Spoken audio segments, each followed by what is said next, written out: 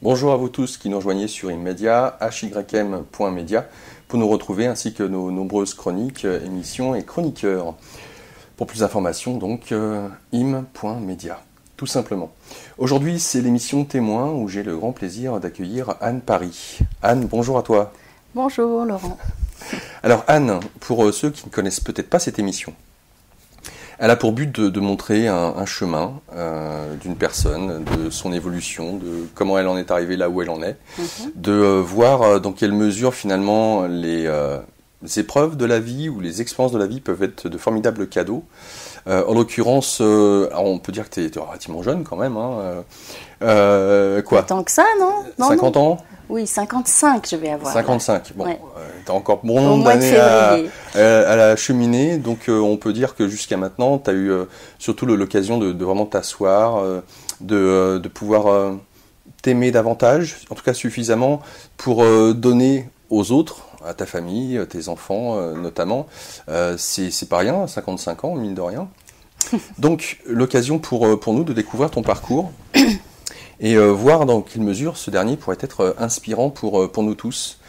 Alors je vais te demander de but en blanc, où est-ce que tu es né, dans quel cadre familial, ce genre de choses. D'accord, on commence par le commencement donc. Ah oui. Ok. Bah écoute, je suis née dans le sud de la France, près d'Aix-en-Provence. J'ai vécu dans un village qui s'appelle Pourrières, qui est derrière la Sainte-Victoire. Donc une très jolie région quand même, hein. Lumineuse en tout cas, du soleil, etc. J'étais fille unique. Je suis allée en pension à 9 ans, ce qui caractérise quand même, justement quand tu parles des épreuves, etc. Pour moi c'était un peu une épreuve, mais c'était pas du tout une punition. C'est juste que il n'y avait pas vraiment d'école super, ou alors il fallait que je fasse une demi-heure de bus, donc ça veut dire 1 heure et demie de bus par jour. Enfin voilà, donc mes parents ont choisi. Voilà, ils ont choisi de me proposer d'aller à Aix-en-Provence en pension. Et j'avais 9 ans et je rentrais les week-ends, c'est ça. Et donc je pense que ça a forgé mon envie, mon désir de liberté, parce que la pension c'est quand même très normé. L'école c'est très normé, c'est toujours très normé maintenant 55 ans plus tard. Trop à mon goût. Mais donc voilà, mes conditionnements scolaires étaient forts, tu vois. Et j'ai d'ailleurs travaillé pas mal à amener de la joie. Je pense que dans ma vie, il y a vraiment un parcours qui va de... Je sais pas trop ce que je fais là. Quand j'étais petite, je savais pas trop... Enfin voilà, j'avais l'impression que la vie, c'était d'une certaine manière. J'avais des peurs qui émergeaient de mon entourage, de tout le monde en fait, me semblait-il. Peur de mourir, peur de vieillir, tout ça. Et j'ai beaucoup travaillé à transformer cette vision que j'avais moi-même enfant, que j'avais captée. Voilà, donc j'ai fait des études après voilà, pas si vite, hein, voilà. Alors c'est vrai que c'est pas évident cette émission parce que déjà d'une part on joue la carte de la transparence, on parle de soi, ce qui n'est pas forcément évident au regard des émissions précédentes que j'ai pu faire. D'accord. Donc on va y aller, on va dire vraiment tranquillement, il ne s'agit pas de réciter un CV. J'aurais aimé savoir dans quel climat familial, alors quand j'entends familial, j'entends par là la morale de ta famille, peut-être si elle avait une vision religieuse ou spirituelle, laïque, sachant que tu es fille unique, est-ce que ça a été un choix de leur part ? Parce que ça engage quand même pas mal de choses d'être un enfant unique et de ne pas avoir un petit frère, une petite sœur, un grand frère, grande sœur, enfin qu'importe, de ne pas grandir avec d'autres et des enfants que j'ai connus, enfin des adultes que j'ai connus qui étaient fils ou filles uniques, en ont relativement souffert. Donc je voulais savoir dans quelle mesure voilà, ce climat familial a eu l'occasion de te marquer ou de t'influencer. Alors, tu as parlé de religion. Ma grand-mère était italienne, la mère de ma maman, donc très croyante et pratiquante. Et ma mère, par contre, a fait plutôt un rejet de la religion. Mon père n'avait pas vraiment... Enfin, pas de religion, mais il se disait sans religion, mais croyant d'une certaine manière. Donc gnostique ? On peut dire ça. Et il y avait une certaine spiritualité dans le lien à mes parents, et notamment des choses qui m'ont marqué enfant, c'est que d'abord chez moi on pouvait parler de tout. Donc pas du tout de rigidité sur les pensées, on pouvait échanger sur tout. Mon père pouvait m'expliquer des choses si je lui demandais, etc. Et justement, c'était une liberté par rapport à l'expérience, en fait. Qu'est-ce qu'on expérimentait. Et j'adorais les histoires que les deux me racontaient. Mon père, il me racontait des histoires qu'il était arrivé petit, un peu extraordinaires ou surnaturelles.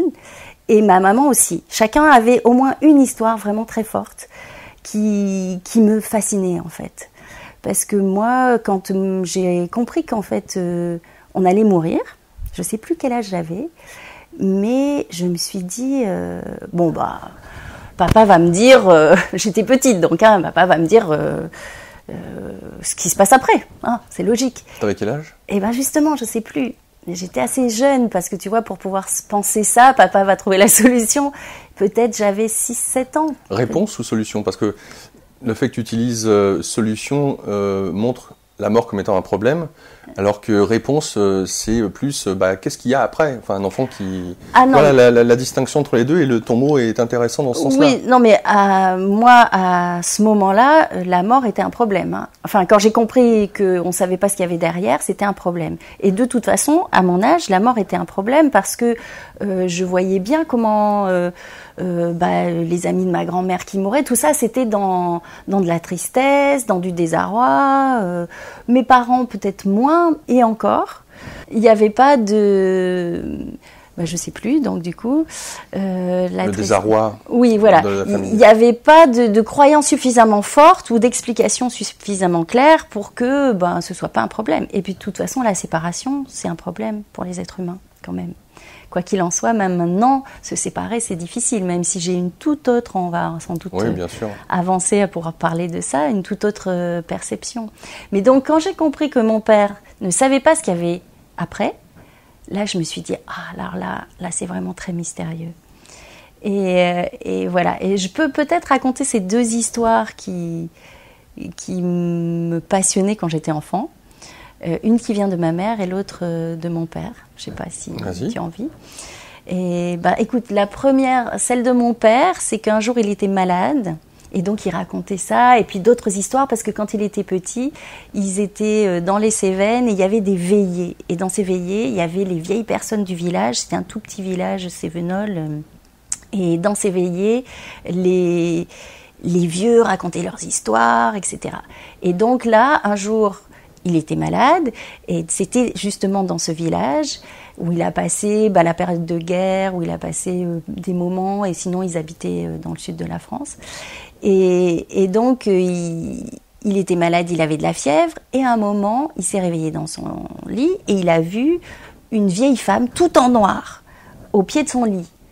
Et donc il avait une trouille terrible, et il s'est dit mais c'est quoi cette dame, etc. Donc il s'est vite, et puis elle est partie, je crois, dans le couloir en marchant, et il s'est vite levé, il est allé voir ses parents, il les a réveillés, ils lui ont dit mais qu'est-ce que c'est cette histoire, etc. Puis tout le lendemain, tous ses frères et sœurs se sont moqués de lui, mais si, c'était pas un rêve, c'est sûr, mais tu avais la fièvre, bien sûr que non, il y avait personne, etc. Et ok, quelques années plus tard, en fait, il est tombé sur une photo, alors que sa mère me montrait plein de photos, ils étaient là en famille, regardaient des photos, et il s'est rendu compte que c'était exactement la photo de son arrière-grand-mère qu'il n'avait jamais connue, qu'il avait vue cette nuit-là au pied de son lit pendant qu'effectivement il était malade. D'accord, donc ça questionne. Ça questionne, exactement. Pour ta mère ?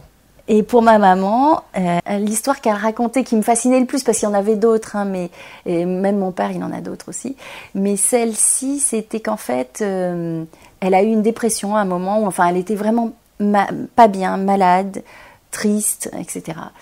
Et donc, elle s'est retrouvée un soir toute seule, tu vois, à la tombée de la nuit, un peu désespérée, un peu triste. Et là, elle a senti une main qui se posait sur son épaule, qui était la sœur de sa grand-mère qui était décédée.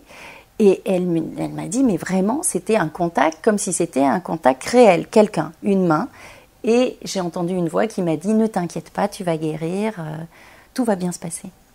Et donc, cette femme, en plus, elle avait un très fort lien avec elle. Donc voilà, deuxième chose. Et donc on aimait, dans notre petite cellule familiale à trois, là, on aimait l'extraordinaire. Je crois et moi, j'ai toujours eu ça depuis l'enfance, mais ça m'a été transmis parce que c'était possible de parler de choses étranges. Et je crois que toute ma vie, là, pour l'instant, moi, je me sens comme une exploratrice de la conscience, des choses étranges, des choses particulières. Alors, pas tout. J'ai fait des choix aussi, mais en voyant tout ce qu'il y a d'extraordinaire, j'ai fait des choix, j'ai avancé. Mais il y avait vraiment ça. Et après, tu as posé une autre question, enfin, tu as lancé une autre piste. Il y avait plusieurs. Par rapport à la fille unique. Oui. Voilà. Alors, je suis fille unique parce que justement, ça, c'est complètement conditionné par l'histoire familiale. Je pense que, en fait, ma maman était non désirée. On appelait ça à l'époque un accident, c'est pas très agréable. Mais du coup, voilà, elle est arrivée et du coup, ça a beaucoup conditionné, elle, son rapport aux enfants, de son côté. C'est-à-dire que, du coup, elle n'avait pas vraiment de désir d'enfant non plus. Et on a d'ailleurs travaillé, ça fait partie aussi des choses que je pourrais raconter, qui sont très intéressantes. C'est comment, quand on ne reçoit pas d'amour, en tout cas de l'amour quand même, je ne dis pas que ma grand-mère ne lui a pas donné d'amour, elle était super, ma grand-mère. Mais voilà, c'est... La trace laissée par le non-désir d'un enfant qui arrive. C'est ça. Donc du coup, dans le ventre, en fait, la mère transmet pas cet amour à son enfant. Après, elle lui en transmet parce que l'enfant est là et que voilà, on fait avec. Mais cette énergie que moi j'ai sentie quand j'étais moi-même enceinte, où il y a un lien de transmission d'amour avec son enfant et réciproque, quand c'est pas donné, quand c'est coupé ou pas, voilà, c'est très difficile de le transmettre ensuite. Donc ma maman, si tu veux, elle n'a pas reçu cet amour à ce moment-là. Et du coup, elle a eu du mal à le transmettre. Et il y avait de l'autre côté, dans la lignée de mon père, des maladies, donc des crises d'épilepsie. Ils étaient 7 dans la famille de mon père, et il y en avait 3 qui ont eu des crises très fortes, très violentes. Donc il y avait des peurs aussi qui étaient là, et que faire des enfants, oui, mais qu'on avait envie que ces enfants soient en bonne santé. Ouais. Et donc il y avait 2 choses qui faisaient que le désir d'enfant n'était pas complètement là dans ma famille. Voilà.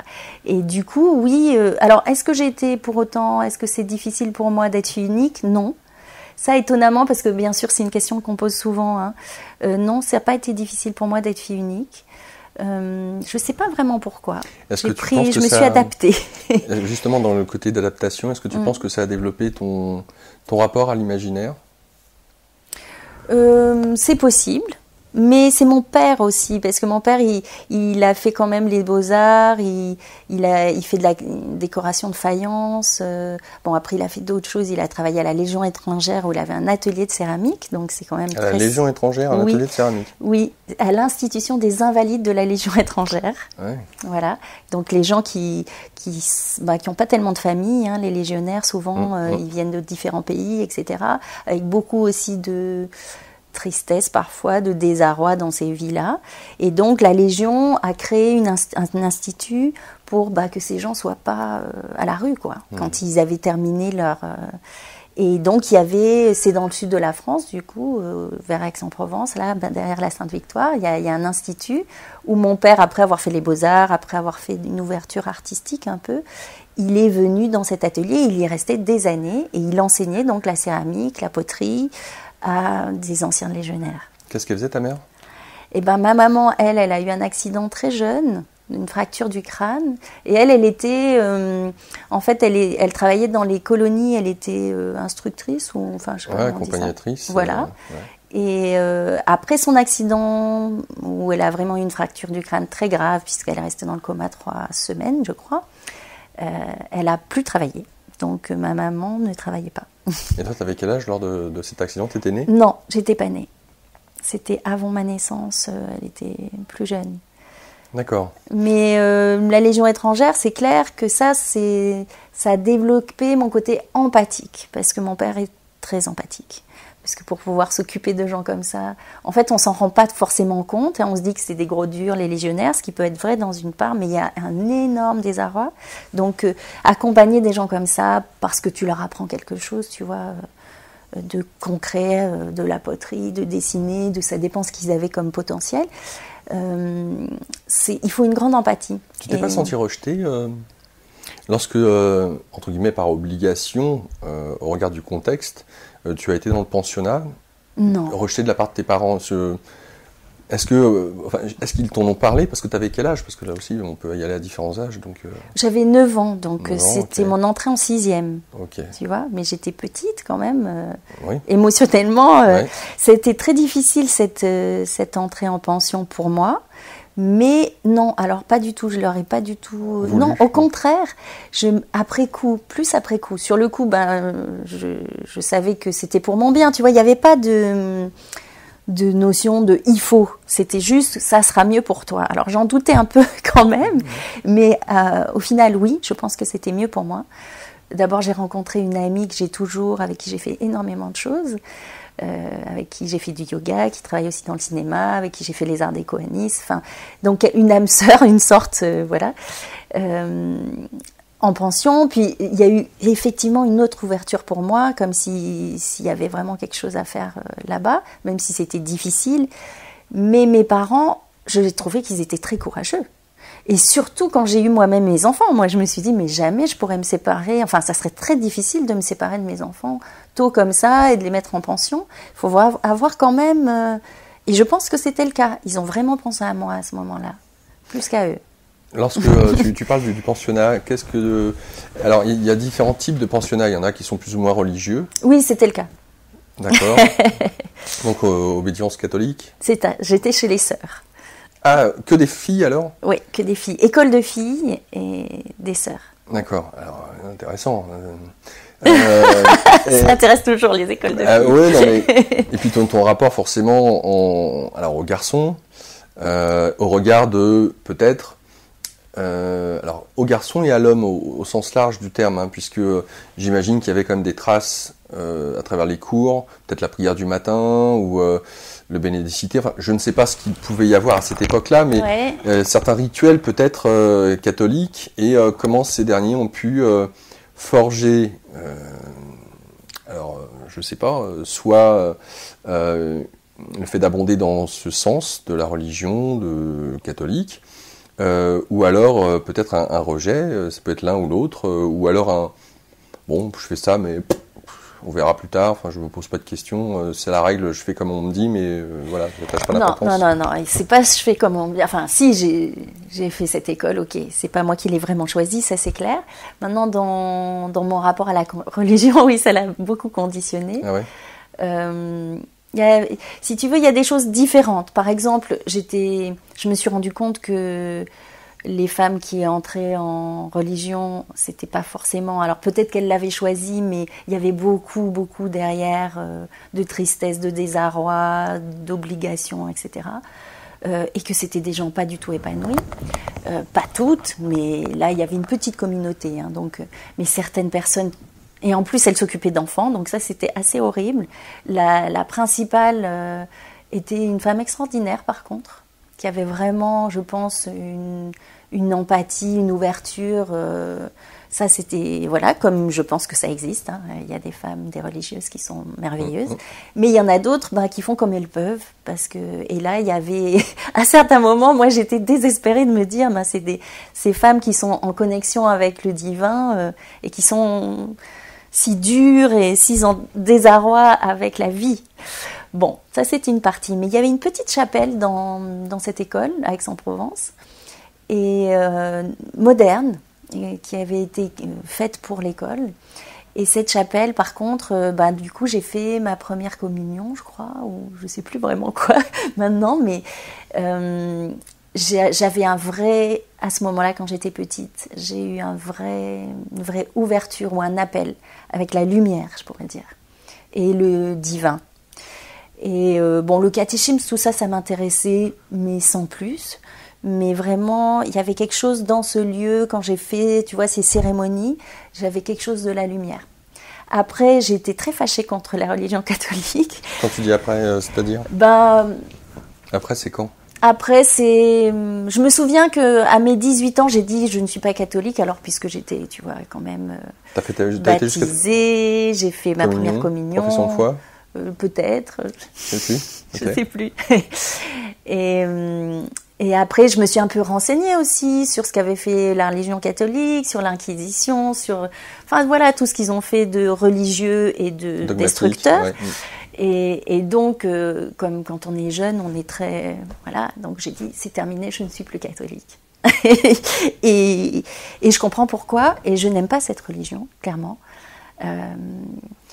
Je n'aime pas du tout cette religion et la manière dont elle a amené les gens à avoir peur, à se culpabiliser, au péché, cette crucifixion, ces modèles, enfin voilà, tout ça me convient pas du tout. D'accord. Mais par contre, j'ai réussi quand même à me réconcilier avec l'énergie. Maintenant, je suis OK avec l'énergie que j'appellerais christique, ou l'énergie de la Vierge Marie.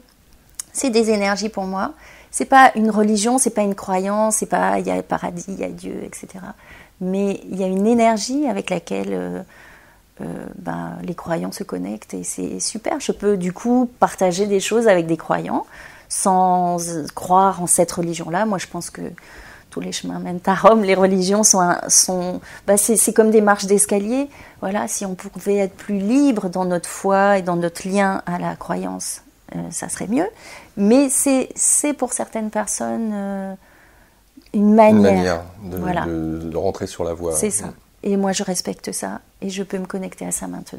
Alors, quand tu parles quand même d'un appel au pensionnat vers la lumière, comme tu dis, si ça ne tenait pas, entre guillemets, au dogme, parce que tu parlais du catéchisme qui ne t'intéressait pas tant que ça, qu'est-ce qui te séduisait dans le message ? Et à cette époque, je réfléchis parce que je crois que je sais pas ce qui me séduisait dans le message. En fait, ce qui s'est passé, c'était autre chose. C'est-à-dire que tu vois, quand je parle de ça, je me souviens de l'église, de la lumière qui rentrait, du fait que j'étais habillée en blanc le jour de ma première communion, qu'il y avait quelque chose de, je sais pas comment dire. C'est quelque chose du cœur, je ne sais pas vraiment l'expliquer, tu vois. C'est pas le message, en fait.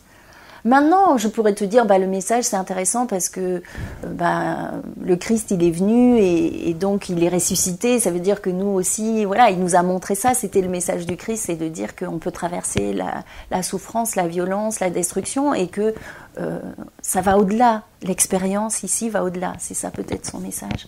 Il est intéressant en ce sens. Mais à ce moment-là, non. C'était quelque chose de beaucoup plus... peut-être c'était ma première connexion à quelque chose qui te dépasse, tu vois, et qui est complètement immatériel. La lumière, c'est vraiment... Quelque chose de transcendant. C'est ça. Ok. Sur le fait... Alors, de 9 ans, jusqu'à quel âge au pensionnat 17 ans. Ouais, quand même.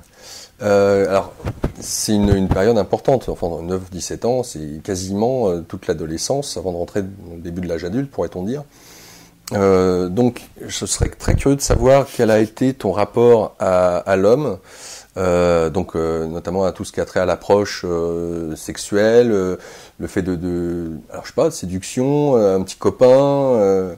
Comment est-ce que tu as eu l'occasion, au vu des messages des bonnes sœurs, et de tout ce qu'il pouvait y avoir en bagage derrière, appréhender le sexe opposé ? Non, j'ai pas trop de problème avec le sexe opposé. Par contre, j'étais lente.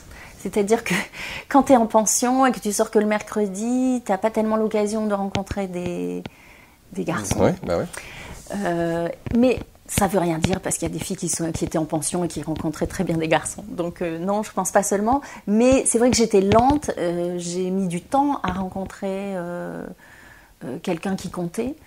Et sinon, j'avais des petites histoires... coup de cœur, etc. Mais pas de problème. Pas de problème non plus avec la religion, étonnamment. C'est-à-dire que le péché, tout ça, non, ça marchait pas sur moi. Et depuis toujours, une certaine liberté intérieure et sexuelle aussi. Une fois que, j'ai vraiment rencontré quelqu'un qui a compté pour moi bien plus tard, quoi. Je devais avoir 22, 23 ans. D'accord, on y reviendra. Voilà. Juste dans cet élan, est-ce que pour toi le genre masculin était quelque chose de Alors, je sais pas, étranger, complexe, incompréhensible. Quelle était la vision de la petite ado que tu étais sur le genre masculin? Pas tant peut-être vis-à-vis du copain, mais est-ce que pour toi c'était quelque chose de... Est-ce que tu posais des questions dessus? Est-ce que tu comprenais un petit peu comment pensaient les garçons? Le genre masculin. Alors, si tu veux, j'avais des formes de transmission des couples qui étaient autour de moi. Donc, mes parents, mes grands-parents. Mes grands-parents, c'était complexe puisque c'était l'enfant qui n'était pas désiré, mes grands-parents maternels. Voilà. Et donc, il n'y avait pas d'harmonie dans ce couple. En tout cas, il y en avait peut-être à un autre niveau, mais dans la vie quotidienne, c'était pas facile. Donc, ils faisaient chambre à part, par exemple. Et moi, quand j'allais les voir, j'avais une petite chambre qui était entre ces deux chambres. Alors, je n'y allais pas tout le temps, hein, mais c'était quand même particulier. Et donc, ça conditionnait, je pense, mon rapport à l'homme. C'est eux surtout qui m'ont donné, à l'homme et à la femme en fait, qui m'ont donné une vision où mon grand-père, par exemple, il se disait « Oh, ça c'est des histoires de femmes ». Et ma grand-mère, elle disait « Oui, de toute façon, les mecs… » Enfin, elle ne disait pas les mecs à l'époque, mais les hommes, voilà. Donc…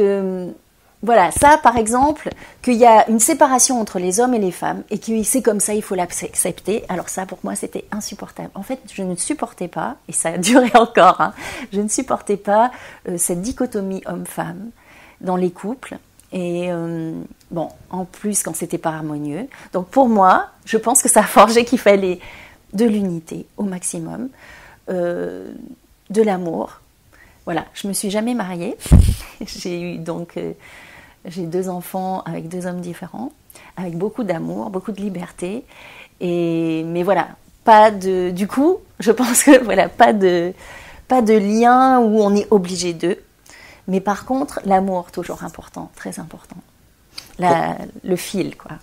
Quand tu nous dis que tu restes au pensionnat jusqu'à 17 ans, est-ce à dire que tu as eu ton bac à 17 ans?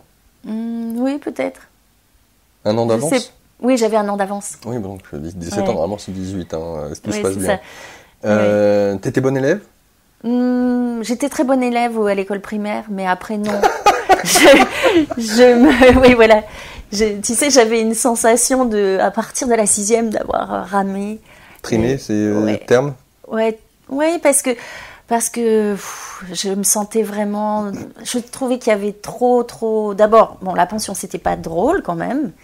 Mais aussi tout ce travail qu'on avait à faire avec toutes ces matières, etc., qui continuent. On nous charge de choses qu'on apprend, que j'ai complètement oubliées pour la plupart, qui ne m'ont servi qu'à avoir ce fameux bout de papier avec écrit baccalauréat dessus. Donc voilà, non, j'ai pas le souvenir d'être très bonne élève. C'était quoi tes matières préférées? Ni une mauvaise non plus. Mais mes matières préférées à l'époque, c'était, je crois que c'était les sciences naturelles. D'accord. Mais comme j'ai raté mon bac, c'était C. Donc du coup, j'ai passé un bac D où il y avait des sciences nat. À l'époque, tu pouvais quand même faire que des sciences nat et pas des sciences nat, des maths et de la physique. Le C, c'était quoi le bac C? C'était maths, physique, d'accord, donc plus scientifique. Voilà. Ouais. Donc là, D, c'est plus sciences de la vie. Non, c'est pas vrai. Je me trompe. J'ai fait D la première fois où il y avait justement des sciences nat. Mais aussi des maths et de la physique. Et après non, mais j'ai raté mon bac parce que je l'ai passé 2 fois. Mais comme j'avais une année d'avance, je l'ai quand même eu à 17. D'accord.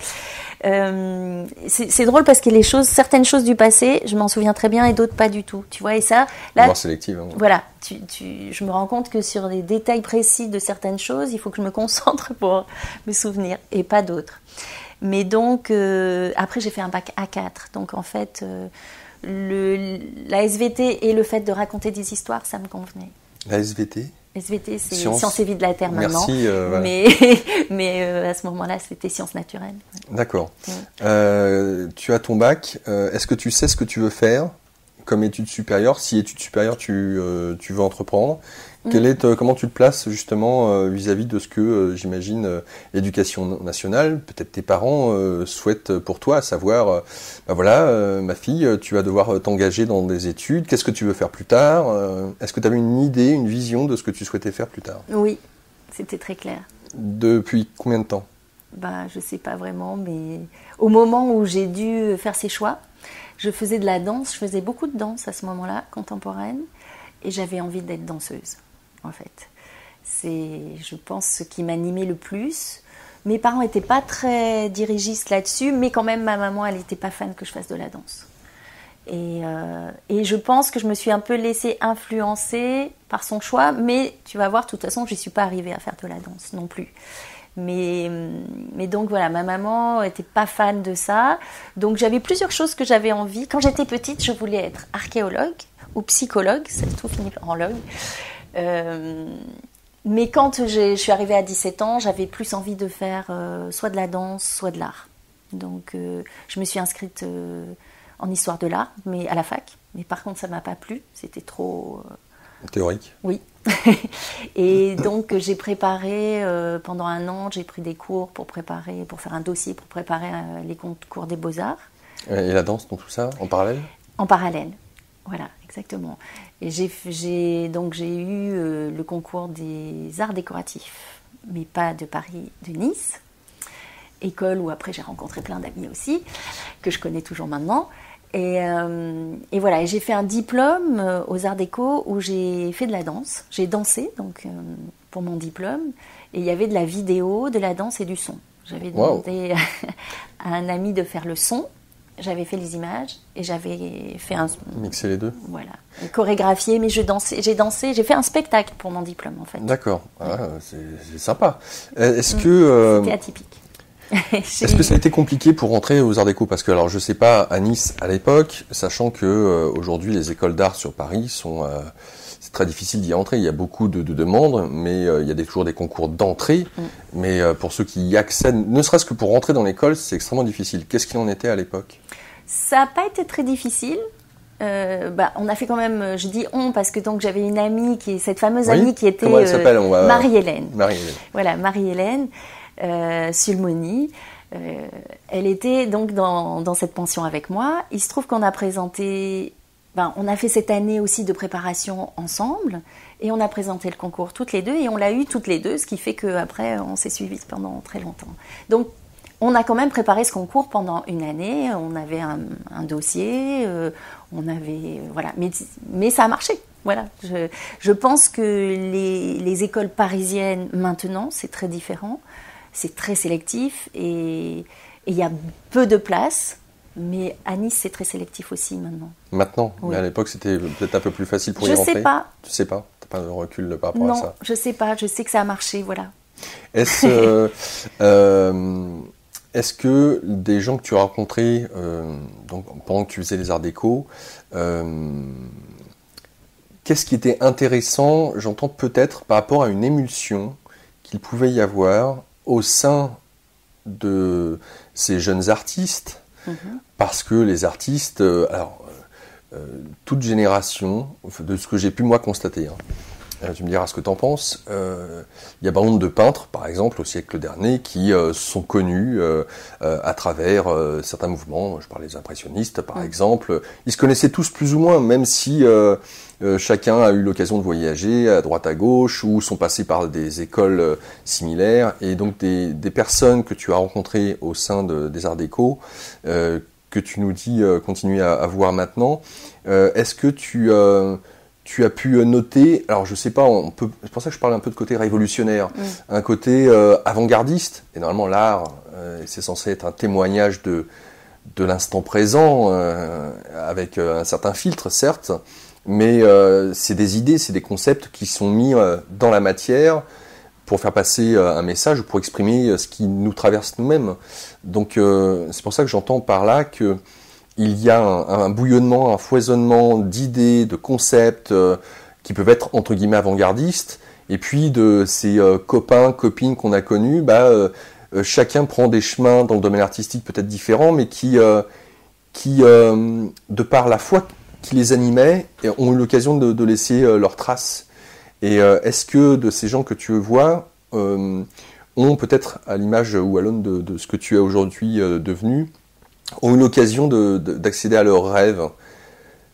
Et donc l'image, c'est les rêves, tu vois, et la manière dont les mettre en pratique. Et c'est pour ça que je parle de révolutionnaire, parce que Paulo Coelho disait, je crois qu'il n'y a pas plus beau dans la vie que de réaliser son rêve. Et je crois que les artistes, s'ils arrivent à être des artistes, sont des rêveurs. Et il y a un côté révolutionnaire dans notre société qui cloisonne, qui enferme, à rêver. Donc c'est pour ça que je te pose cette question de comment tu as vécu cette école, ces arts déco. Il y a plein de questions dans la question. Oui. Ce que j'ai adoré dans cette école, en fait, qui dure 5 ans quand même, donc il y a 2 ans où on apprend quand même à faire des choses, et à partir de la 3e année, on te dit, bon, bah maintenant, sur quoi tu veux travailler, et qu'est-ce qui t'anime, justement. Et c'est quand même pas si évident que ça. Hein. On est jeune quand on vient juste de débarquer dans cette école, et surtout, on pense qu'on va nous dire ce qu'il faut faire. Eh ben non. Alors, aux Arts Déco de Nice, il y a plusieurs secteurs. Il y a le secteur art pur, il y a communication et il y avait scénographie. Moi, j'étais en communication, donc qui est censé toucher les images, photos, vidéos, cinéma, etc. Mais on baignait effectivement dans une énergie artistique pure, en fait. C'était ouvert, on pouvait faire du son, de la danse, comme je te disais. Et donc, à partir de ce moment où on te responsabilise et on te dit, pourquoi tu es là ? C'est quoi qu'est-ce que tu veux offrir au monde ? Qu'est-ce que est ta qualité ? Qu'est-ce que tu veux manifester avec ton art ? Et qu'est-ce que tu vas choisir comme médium ? Moi, j'étais rentrée, je voulais faire des dessins pour enfants, en fait, des livres et des dessins pour enfants. Alors ça, j'en ai jamais fait finalement. Donc c'est vaste, hein, parce qu'entre la danse, la musique, oui. Et tu parles d'images que tu as eu l'occasion de faire aussi, et des dessins pour enfants. Oui, le dessin pour enfants, c'est quand je suis rentrée.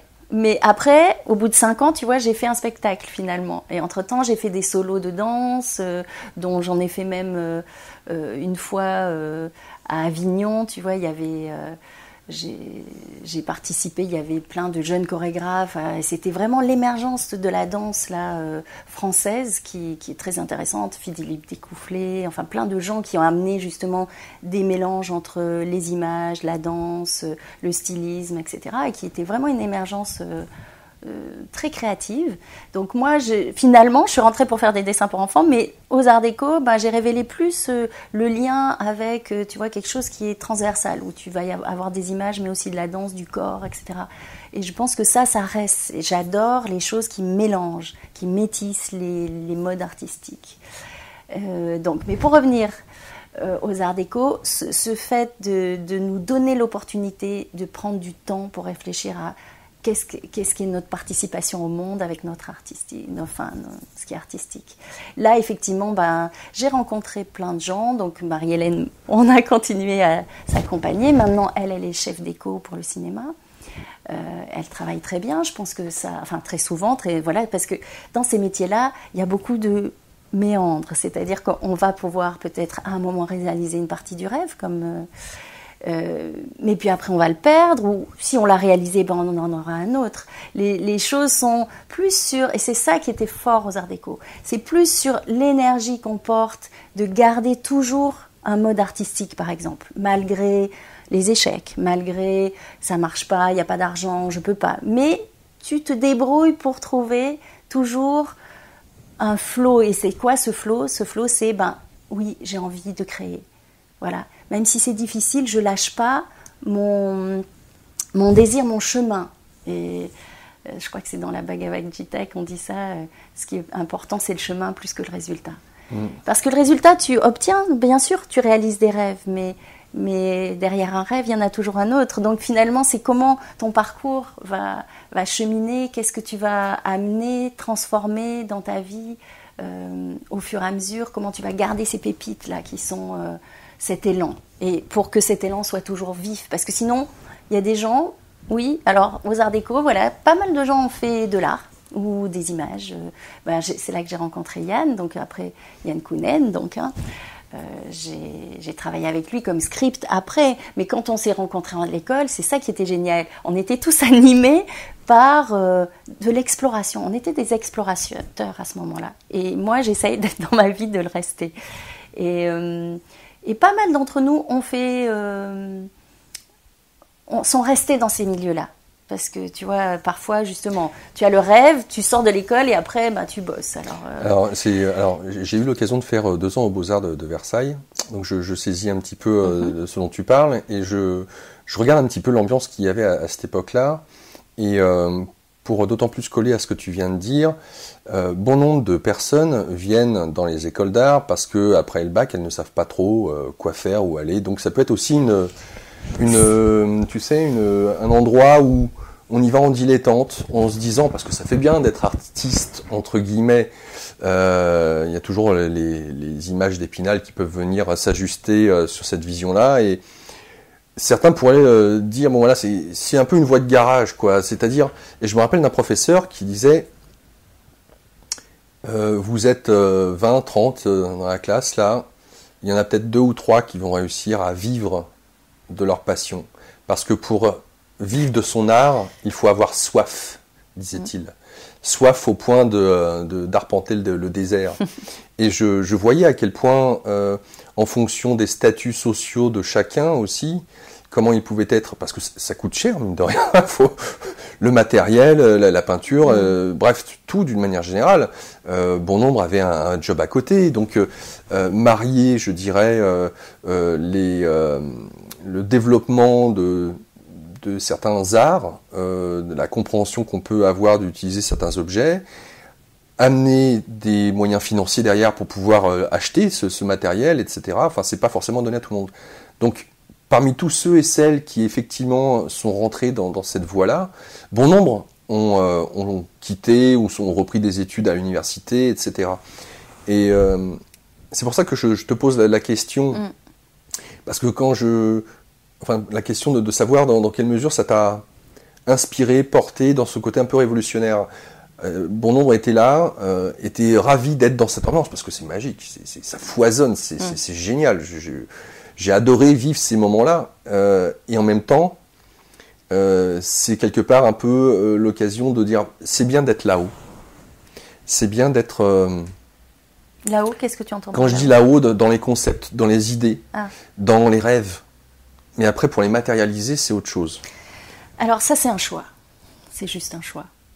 Oui, peut-être c'est cher, tu vois, mais sans plus. C'est pas si cher que ça. Alors moi, c'est vrai que j'étais donc fille unique, donc mes parents ont payé mon appartement pour que je puisse aller à Nice et mes études. Donc oui, dans un sens, c'est pas donné à tout le monde, je suis d'accord. Mais c'est surtout un choix, parce qu'après, il y a énormément de peur. C'est-à-dire que tu vas rentrer, une fois que tu sors de ton école où tu es en libre créativité, tu vas rentrer dans un monde du travail beaucoup plus austère, où cette créativité n'est pas forcément de mise. Et donc c'est là où ta motivation, ta foi, ton choix, il faut le tenir, il faut le protéger. C'est un peu comme une petite lanterne dans la nuit, ou ton feu que tu alimentes. Et tu vois, je pense qu'un professeur qui dit ce que le tien a dit, vous serez 3 dans cette classe, là, c'est vraiment, c'est à la cow-boy, quoi. C'est-à-dire, on te frappe un peu en disant, attention, si ta motivation est pas très, très tenue, tu vas couler. Mais, ok. Mais normalement, on pourrait dire aussi, éveille ta flamme. Voilà, éveille-la. Et vois ce que tu es prêt à lâcher pour être dans ce mode artistique. Parce qu'en fait, ce que ça crée, c'est une énorme liberté. Oui, il y a de la peur parce qu'il n'y a pas de sécurité d'emploi, il n'y a pas d'argent qui rentre régulièrement, je ne sais pas comment sera ma retraite, mais bon. Mais moi, j'ai vraiment expérimenté, fait des choses artistiques. On m'a aidé parfois, mes parents, parfois d'autres gens, j'ai pas toujours gagné de l'argent, je me suis adaptée, j'ai dû m'adapter. Ça, c'est clair. Mais il y a quelque chose de justement se dire, je suis mon fil du rêve, le fameux fil, ou mon chemin. Et je ne fais pas de sacrifice. En tout cas, si j'en fais, je ne sacrifie pas complètement des blocs de choses qui sont importantes pour moi. Je ne fonctionne pas totalement avec cette société sur ce qui est bien, ce qui n'est pas bien, ce qu'on doit faire, ce qu'on ne doit pas faire. Je ne fonctionne pas avec les peurs forcément de cette société. Voilà. C'est-à-dire, je travaille en fait sur mon être pour être à même de suivre mon rêve. Parce que c'est donné, je pense, à tout le monde si on le choisit. C'est pas facile, c'est clair, mais c'est un choix. En tout cas, c'est comme ça que j'ai mené les choses pour l'instant. Bon moment, en tout cas, donc pour les arts déco, pour toi, ça a été... Très, très, Oui, vraiment, l'éveil. Et puis quand tu parles du groupe, tu vois, quand tu dis, ben oui, c'est ça, je me suis rendu compte qu'en fait, après, tu vois, quand on voit la peinture ça me fascinait pas mal, moi, les cafés littéraires, etc. Tu te rends compte, telle personne, tel auteur, tel peintre, ils étaient ensemble, ils se connaissaient. Mais oui, mais la source, elle vient sans doute d'une école ou de ce flot artistique qu'on partage. Et en fait, c'est des amis. Et les amis, ben, ils refont le monde, ils discutent, ils créent le surréalisme, ils créent des courants, ils sont subversifs, etc. avec l'art. Moi, j'adore Dada, par exemple, la période Dada ou des surréalistes. Et tu sens que c'est ça, c'est que des partages, c'est que des créations, des histoires que les uns et les autres se racontent. Et ça, l'école peut te le donner. Elle peut te donner l'accès à créer un groupe. Et d'ailleurs, on se voit toujours, les gens qu'on a rencontrés aux Arts Déco, avec qui on avait des affinités. Parmi eux, il y avait des gens qui étaient en art, d'autres pas, d'autres plus en... Et on voit comment chacun a lâché son rêve, puis a fini par le reprendre d'un autre côté. Et voilà, c'est notre motivation. Et pour les autres aussi, pas que pour moi. Même pour des réalisateurs qui travaillent, comme Yann, avec qui je vis. Donc, tu vois à quel point le travail qu'on a fait chacun, moi avec le yoga, avec les expansions de conscience, lui avec le chamanisme, etc., à quel point ça nous permet de tenir le flot artistique. Parce que si tu ne travailles pas sur toi, si tu ne travailles pas sur ce qui t'entrave en fait, et qui t'empêche d'avoir cette liberté, d'avoir cette créativité, ben, tu la perds à un moment, parce que le système te la mine. Tu as fait une super bonne synthèse, on va rentrer un peu plus dans le détail si tu veux bien, Anne. Quand on parle des arts, forcément, il y a eu des prédécesseurs, tu parlais de Dada ou surréalisme. Quels étaient tes auteurs, ceux qui t'ont marqué à l'époque et qui pour toi étaient source d'inspiration, notamment pour garder le flot ou cette flamme ou la nourrir et voilà, je m'arrête là en tout cas pour la question, mais est-ce qu'il y a eu des inspirations, ou peut-être, parce que je parle d'auteur, mais c'était peut-être plus pour toi des artistes au sens, je sais pas, effectivement, des metteurs en scène, des poètes, enfin, que sais-je, hein, je dis auteur, mais ça peut être autre... Oui, pas tellement des auteurs, parce que je me souviens que justement au bac, tout ce qu'on nous faisait lire, Le Rouge et le Noir par exemple, j'étais tombée sur ça au bac et c'était horrible. Bon, j'aimais bien Marguerite Duras quand même, mais la majorité, c'était insupportable pour moi. Et ça continue, 50 ans après, j'ai vu que quand mon fils a passé le bac, c'est quasiment les mêmes auteurs. Je trouve que c'est scandaleux. C'est des gens en plus qui, la plupart du temps, sont dans la souffrance. C'est des histoires glauques à n'en plus finir. Pareil pour la mythologie, même si ça m'intéresse d'un certain côté. Mais quand même, je me dis comment on nourrit la jeunesse à l'école avec certains auteurs. Heureusement aussi qu'il y a des profs de français super qui ouvrent l'espace. Alors je ne veux pas dire que tout est à jeter, mais vraiment, non. J'ai pas eu tellement d'auteurs dans ma jeunesse, enfance, mais parce que c'était un filtre où on te dit voilà. Et j'ai pas été touchée vraiment à ce moment-là par la littérature. Par contre, j'ai été touchée par la poésie, oui, énormément. Qui ? Et la période, je sais pas qui, comment il s'appelle, Boris Vian, les auteurs un peu particuliers, Paul Éluard, Lilipo, là.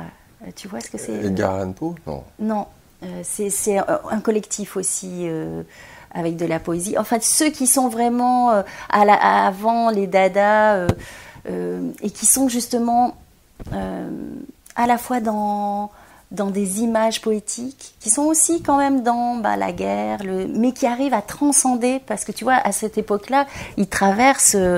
moi, je sais que dans ma vie, j'ai pas eu de guerre, là, mais eux, ils traversent des périodes vraiment dures, quoi, tu vois, avec de la guerre. Et donc, ils arrivent à retrouver la beauté à travers l'horreur, parfois. C'est pour ça que je suis touchée aussi par ces périodes où le flot artistique, il arrive à guérir de pas mal de choses. La danse, ça m'intéresse aussi. Donc tous les gens qui bougent, là je ne saurais pas, ça me vient pas les mots, les noms, mais tu vois les débuts de certains mouvements. Bon, après c'est plus tard, tu vois, quand je te parlais de la danse contemporaine française ou pas française, mais Pina Bausch, Caroline Carlson, qui sont vraiment des mouvements artistiques où on va avoir des métissages. Voilà. Mais la période qui me touche beaucoup, moi, c'est les années 20 quand même, au niveau artistique, au niveau poétique. Et il y a quelque chose où mon cœur, tu vois, me ramène à cette période-là. Donc l'art nouveau et ce qui vient après. Donc le rapport à tout ce qui est végétal aussi. Donc tu vois, quand tu me demandes, c'est pas... Maintenant, je suis intéressée aussi par de la science-fiction, par d'autres choses, mais c'est pas vraiment les auteurs, c'est plus les sensations. C'est-à-dire de la beauté, de la couleur, du mouvement. Voilà, c'est plutôt ces choses-là qui m'ont... Et donc les artistes, ils mélangent tout ça. La photographie, parfois, ça va mélanger tout ça. Qu'est-ce qui... alors, puisqu'on parle aussi un peu de côté révolutionnaire, alors c'est intéressant que tu aies mentionné... Tiens, je pense Éluard et Prévert, que je cherchais tout à l'heure. Dans le flot des paroles, il ne venait pas. Mais voilà, et par exemple... Éluard, tu l'avais cité, oui, Éluard, je crois. Mais Prévert aussi... Oui, dans le côté révolutionnaire, alors... C'est intéressant quand tu mentionnes l'éducation et les sujets ou les thèmes qui peuvent être entre guillemets un peu glauques, d'auteurs dépassés. Il y a beaucoup plus à faire d'actualité aujourd'hui. En même temps, je serais curieux de savoir quel est le regard que tu portais sur la société. Et est-ce que l'artiste est forcément quelqu'un qui va mettre en avant le beau ? Et alors, derrière le beau, il y a forcément le vrai. Et si je te pose cette question-là, attends, on remet ta... Oui, pardon. Je t'aurais tout fait avec le micro. Ok. Donc le beau, voilà. Est-ce à dire que l'artiste, de ton point de vue, hein, j'entends, de fonction de ta sensibilité, doit mettre de côté tout ce qui est les affres du monde et s'orienter exclusivement, quitte à ignorer, entre guillemets, donc ignorer tout ce qui est entre guillemets d'ordre négatif, et je dis négatif, je mets avec un bémol, hein, c'est une étiquette, mais s'orienter uniquement exclusivement vers ce qui nourrit, qui est beau, qui est créateur, qui élève, etc. Non, surtout pas. Bien sûr que non. Moi, ma tendance, tu vas voir, c'est aller vers le positif, l'amour, etc. Ça, c'est ma tendance personnelle. Mais artistiquement, surtout pas, parce qu'en fait, non, les artistes, ils ont la possibilité merveilleuse de se guérir, de se soigner, d'appréhender le monde avec toute leur peur, leur terreur. Et c'est ça, l'artistique, c'est de pouvoir prendre tout, autant le bon que le horrible, et de pouvoir créer, transcender, transformer avec ça. Et donc, il y a des gens, ils vont rester là-dedans. Et c'est pour ça, quand j'ai dit, ce qui m'agace, moi, dans la scolarité, c'est que quand même, quand tu regardes, tous les auteurs choisis, souvent, sont plombés. Il y en a qui sont vraiment... Voilà. Alors que j'aimerais plus de diversité. Mais non, bien sûr, ils peuvent aller dans le glauque, dans l'horrible, etc. Et ça sera justement une manière de transcender, de montrer, d'indiquer leur rapport au monde. Et c'est OK. Et je pense que les artistes ont tous les droits, justement. Alors que on n'a pas tous les droits dans la société, et heureusement, parce que sinon ça pourrait être aussi... voilà, c'est pour ça qu'il y a des lois, c'est pour ça... L'artiste a tous les droits parce qu'il peut justement malaxer, prendre les choses qui sont terribles et soit en faire du beau, soit pas. Et ça, c'est leur choix à nouveau. C'est un choix artistique, mais moi, je suis OK. Et c'est ce que je te disais tout à l'heure dans le rapport à la guerre aussi. Il y a plein de poètes qui ont réussi à transcender justement les choses difficiles, mais dans leur poésie, dans leurs poèmes, dans certains moments, ben voilà, à certains moments, ils ont connecté leur lien avec la mort, avec le sombre, avec voilà, leur démon qui les hante. Et c'est ça aussi. Tu as l'occasion donc d'avoir ton diplôme. Félicitations. Aux Arts Déco, tu veux dire? Ouais. Ouais. Des NSEP. Avec les félicitations du jury, yes. Ah non, mais c'est important de préciser quand même. Oui, surtout que c'était atypique justement, tu vois, de faire un spectacle, donc voilà, c'était sympa. Alors, tu vois, dès le moment où le diplôme c'est une chose, et je me dis, ok, en plus elle a choisi une spécificité bien particulière, spécificité, donc la danse associée avec des images, la musique. Qu'est-ce que concrètement on peut faire de ce diplôme après, concrètement, dans la matière, qui va m'embaucher, vers quelle porte aller Absolument rien, en fait. On ne peut rien faire de ce diplôme. Et c'est pour ça que c'était pas vraiment le diplôme qui était important. Mais c'est comment dire, tu as travaillé 5 ans, la société valide un diplôme, tu l'as, c'est chouette. Et je crois que je l'ai jamais sorti pour l'instant de ma vie, qui m'a servi strictement, lui, le papier, à rien. Mais c'est le chemin à nouveau. Et c'est ça. En fait, quand tu sors, tu sais que ce que tu as fait jusque-là, peut-être ce que tu as appris à faire, c'est en fait te comporter de manière artistique, suivre le courant et ne pas perdre ton rêve de vue, ton ou tes rêves, parce que ça change. Voilà, tu as appris ça. Et tu sais que tu vas aller chercher au tréfonds de toi pour trouver ce qui est important. Ça, ils t'ont appris à le faire. Et c'est ça, vraiment, merci. Merci les Arts Déco de Nice, parce que, tu vois, à partir de la 3e année, on choisissait notre thème, et après, on voyait nos profs sur rendez-vous quand nous le choisissions, pour qu'ils nous aident à avancer dans cette thématique artistique qu'on avait choisie. Et ensuite, on avait des présentations devant 15 personnes, où on expliquait notre travail et pourquoi c'était important pour nous. Et ça, c'est une aide énorme, parce que d'abord, c'est maintenant des prises de parole comme ça devant il y en a plein. Mais à cette époque-là, dans une école d'art, de dire, tiens, je vais réussir à parler de mon travail devant 15 personnes, et qui, bien sûr, vont te titiller un peu pour te pousser dans tes retranchements et qui vont t'aider, en fait, à exprimer ta vérité, la vérité pour toi. Qu'est-ce que tu veux, pourquoi tu fais ça, et que si on te titille, tu dis oui, mais voilà, et comment tu vas avancer avec ça. Donc tu sors, et là, tu arrives dans le marché du travail, là, j'ai pas fait du tout ce que j'avais fait avant, mais j'ai continué avec mon fil, c'est-à-dire que je voulais être danseuse, donc je suis venue à Paris. J'ai essayé de passer des auditions, tout ça, mais là, il y avait vraiment beaucoup de monde.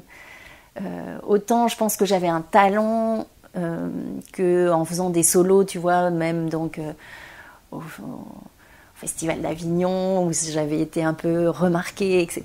En arrivant devant la pléthore de personnes qui passent des auditions, qui veulent faire de la danse dans leur vie, c'est moi-même qui ai baissé les bras, parce que, en fait, c'est très, très compliqué. Mais ça, j'en parlerai plus tard. J'ai réussi à raccorder avec autre chose, avec le yoga notamment, et une autre forme de danse, plus de lettres. Plus tard, bien plus tard. Mais donc, sur le coup, c'était difficile. Mais du coup, j'ai été assistante. J'ai été assistante de quelqu'un qui faisait des films de danse, justement, qui s'appelait Luc Riolon, et qui filmait beaucoup de danseurs à l'époque, qui avait fait des interviews. Mais comment on peut être pris assistante? Genre, sur quels critères, ou qualification, il t'a pris, ou frappé? C'est-à-dire, tu arrives à Paris. Oui. Je me mets en scène. Tu arrives à Paris, tu connais, entre guillemets, personne, ou peut-être quelques amis? Non. Oui, les gens qui montent à Paris avec moi, qui ont fait les Arts Déco ou pas, mais voilà. Donc non, personne à Paris. Je connais personne à Paris. Et donc, vers quelle porte frapper, encore une fois? Je veux dire, si je pose cette question, pour moi, elle est importante. Et je vais t'expliquer pourquoi. C'est-à-dire que avoir un rêve, c'est une chose, et tu parles de suivre le chemin. Et quelque part, la métaphore que j'aime beaucoup, c'est celle du sac à dos, de partir en voyage. Et on peut avoir un objectif, mais l'objectif, c'est pas tant important en soi, c'est effectivement le chemin. Et tu nous as dit que tu avais appris avec les Arts Déco à être d'autant plus à l'écoute du flow intérieur, ou de cette petite voix, et d'écouter ce rêve. Maintenant, ça, c'est une chose. Mais encore une fois, comment le transposer dans la matière quand tu connais personne, ou frapper dans un cadre qui n'est pas vraiment défini, à savoir la danse, mais en même temps, ça peut être le ciné, mais en même temps, la mise en scène. Enfin, tu fais comment? Qui tu vas voir? Je ne sais même pas te répondre maintenant, mais tu fais, tu décroches ton téléphone, tu discutes, tu vas forcément. Donc moi, je suis allée là, j'ai vu qui faisait des films de danse, qui était important à l'époque pour faire les films de danse, et je les ai contactés. Voilà. Et ce gars, Luc Réolon, j'ai travaillé plusieurs fois avec lui et c'était super ce que j'ai fait avec lui parce qu'il était en contact avec toute la scène française là de danse. Donc souvent c'était des captations, c'était des interviews, etc. Mais donc j'ai travaillé avec lui et puis avec d'autres et puis après j'ai rencontré d'autres gens. Mais c'était que comme ça. En fait là il y avait rien. Au départ il y avait rien. C'est juste tu regardes, tu dis voilà j'ai envie de faire ça. Alors qui fait ça? Et ben voilà qui le fait et j'appelle ou j'envoie et parfois ça marche pas et parfois ça marche. Et là, en l'occurrence, ça a suffi pour rentrer dans un secteur. Après, j'ai été donc assistante mise en scène, puis script. Et là, c'est la première fois que j'ai été script, c'était avec une femme, mais que je connaissais pas avant, que j'avais rencontrée, qui faisait un long métrage. Alors que ce soit la mise en scène, est-ce que tu as eu l'occasion, Art Déco, d'aborder ce domaine-là, la mise en scène? Ou quand tu parles de script, tu vois, c'est-à-dire, je t'explique le truc, hein. De ceux et celles qui nous écoutent, là, peut-être en majorité ou pas, j'en sais rien s'il y a beaucoup d'artistes parmi, hein, mais tu veux une place dans la société, il faut que tu aies la qualification ou le diplôme, le rapport au poste que tu vas occuper. Oui. D'accord ? Alors, certes, on est dans les années 2000. Là, la période dont tu nous parles, c'est quoi, les années 80 90 87, le diplôme. Ouais, ok. Donc, on va dire qu'il y a 90, début 90... ce qui était encore une autre époque. Mais peut-être qu'il était plus facile pour un artiste dans lequel tu as baigné, et peut-être dans le milieu artistique, d'avoir à occuper un poste pour lequel on n'a pas forcément eu l'occasion de travailler ou de faire des études spécifiquement. Voilà. Pourquoi je te pose la question ? Parce qu'on peut dire, putain, mais c'est culotté quand même. Ou alors, est-ce que c'est uniquement en rapport avec le réseau dont tu parles ? Non, c'est pas du tout. Non, c'est vrai. Maintenant que j'y repense, il y avait rien, il n'y avait pas de connexion, pas de contact, etc. Le réseau, c'était que des gens comme moi qui essayaient d'avoir un réseau. Mais maintenant, c'est un réseau. Parce qu'ils ont réussi à faire des choses et que maintenant, je peux dire, tiens, Marie-Hélène, elle est chef déco, Yann, il fait des longs, mon autre pote, là, il a fait de la pub, et l'autre, finalement, il a fait de la post-prod, mais maintenant, il est peintre. Voilà, maintenant, je peux te dire, voilà, ces gens-là, mais en arrivant, on n'était que des étudiants avec envie de faire des choses. Donc, non, il n'y avait rien de plus. Donc, metteur en scène, est-ce que tu avais fait ? Non, jamais. Non. Non, mais j'ai mis du temps à être réalisatrice, ou tu vois, j'ai mis du temps. Et moi, je suis passée par la voie traditionnelle. La voie traditionnelle, c'est que tu commences à travailler comme assistant, mise en scène, pour les images, là, j'entends, pas au théâtre. Et après, quand tu es assistant, peut-être que tu peux devenir réalisateur ou réalisatrice. Donc, ça, c'est quand même la voie normale. Tu passes, tu vois, voilà. Il y a des gens qui font pas du tout ça. Et c'est chouette aussi. Parce que Yann, par exemple, il a fait très peu de stages. Il a été peut-être 2 fois stagiaire. Et je lui dis toujours, parce que quand on parle justement à des jeunes, on dit, il faut faire, d'abord on fait ça, puis après on passe les étapes. Et oui, mais non. En fait, moi, j'y crois pas du tout à ça. On peut faire les escaliers, c'est ce que j'ai fait, mais il y a des gens, ils sont tellement motivés qu'ils vont aller droit à l'essentiel. Et ils vont faire directement ce qu'ils ont à faire. Et comment ils vont faire ? C'est pareil, hein. On frappe à des portes, on arrive avec notre passion, et à nouveau, merci de nous avoir éveillés à notre passion, à notre cœur.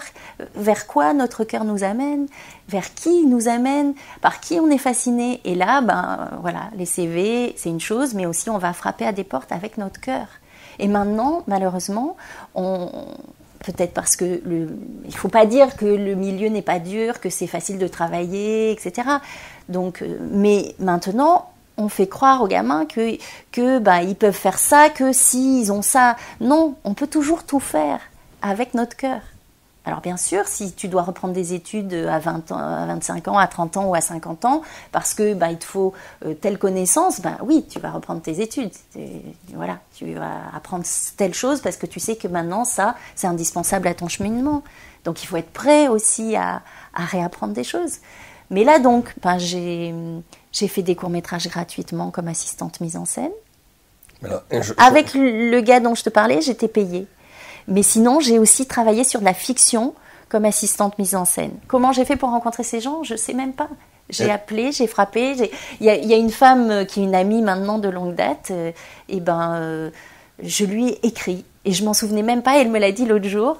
Et je lui ai écrit. Et elle m'a répondu. Elle m'a pris comme assistante sur un film qu'elle devait faire. Et après, elle m'a pris comme script. Et voilà. Alors, assistant, mise en scène, est-ce que, encore une fois, on parle de qualification, ça consiste en quoi être assistant, mise en scène? Alors, ça par contre, quand je suis sortie des Arts Déco, je savais pas exactement, enfin je savais à peu près, mais on avait fait des films, on avait expérimenté, mais on n'était pas dans les postes. Le cinéma, c'est très très hiérarchisé. Donc, il y a des postes de travail. Et alors, assistant à la mise en scène, ça dépend si tu travailles dans des documentaires ou il n'y en a pas d'ailleurs la plupart, ou des portraits. C'est plutôt de la fiction ou des gros projets. Mais là, tu vas être stagiaire à la mise en scène, par exemple. Ensuite, tu seras deuxième assistant à la mise en scène.